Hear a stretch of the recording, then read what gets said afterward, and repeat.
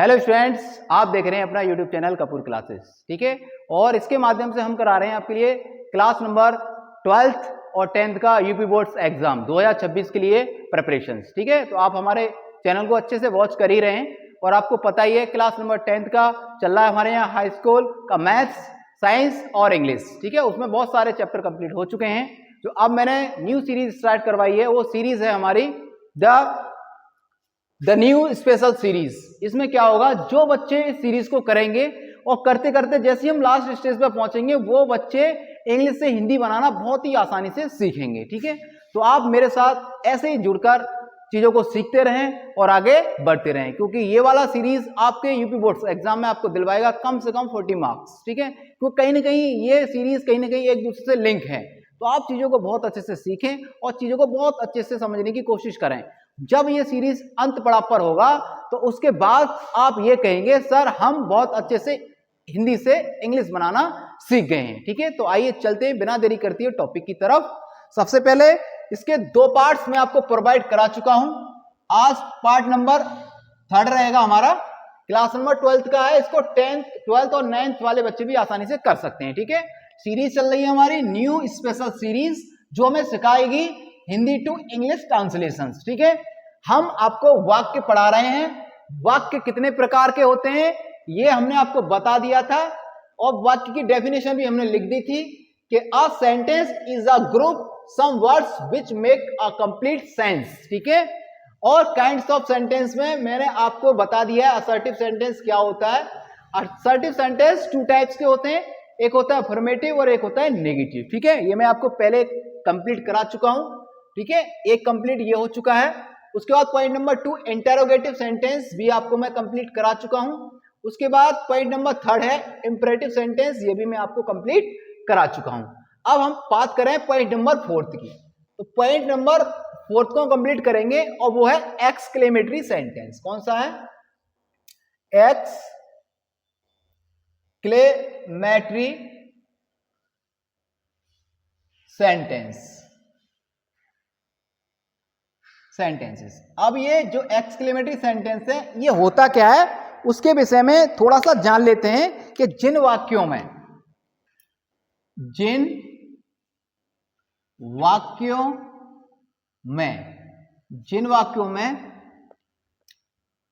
दुख, सुख, आश्चर्य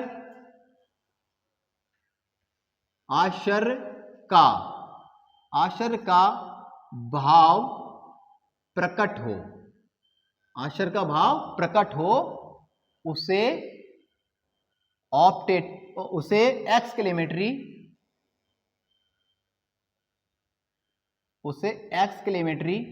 सेंटेंस कहते हैं।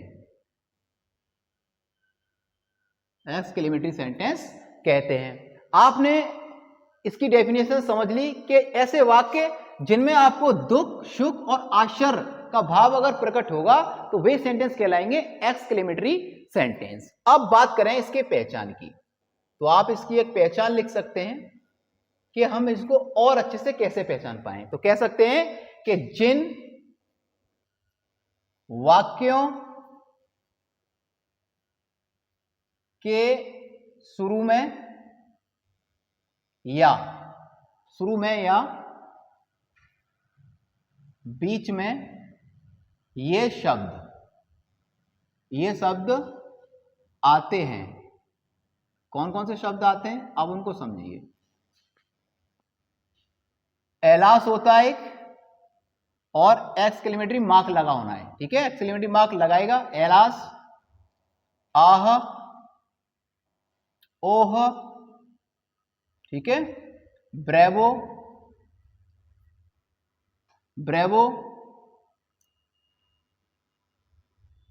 आहमी, व्हाट, हाउ,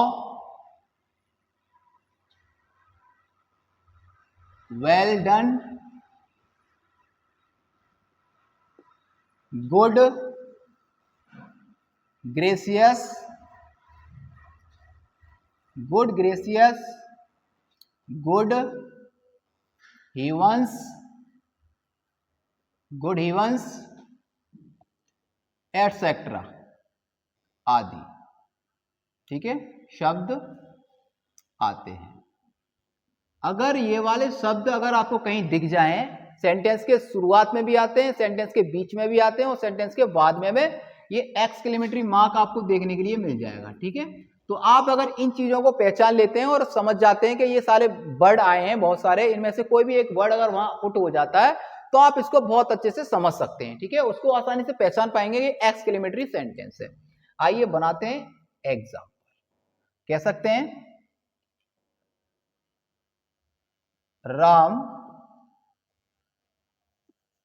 ये नहीं, alas exclamatory mark, Ram was ruined, Ram alas, Ram was ruined। तो देखिए आपने देखा यहां पे आ रहा है एलास और बाकी सेंटेंस लिख रहा है कि राम वॉज ruined, जो राम था वो बर्बाद हो गया था, ठीक है, राम बर्बाद हो चुका था। तो आप इससे इस प्रकार से इसको बना सकते हैं। अब हम बात करें पॉइंट नंबर 4 इज कंप्लीट। अब बात करें पॉइंट नंबर 5 की, वो होता है point number 5 optative sentence. Optative sentence. अब देखिए ये सेंटेंस जो है ना वो बहुत ही गजब का सेंटेंस है। क्या होता है कि ऐसे वाक्यों में, ऐसे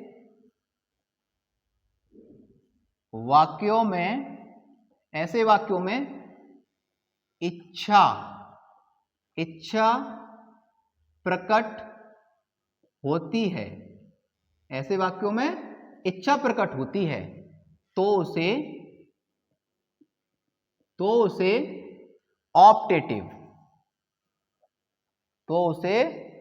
ऑप्टेटिव सेंटेंस कहते हैं।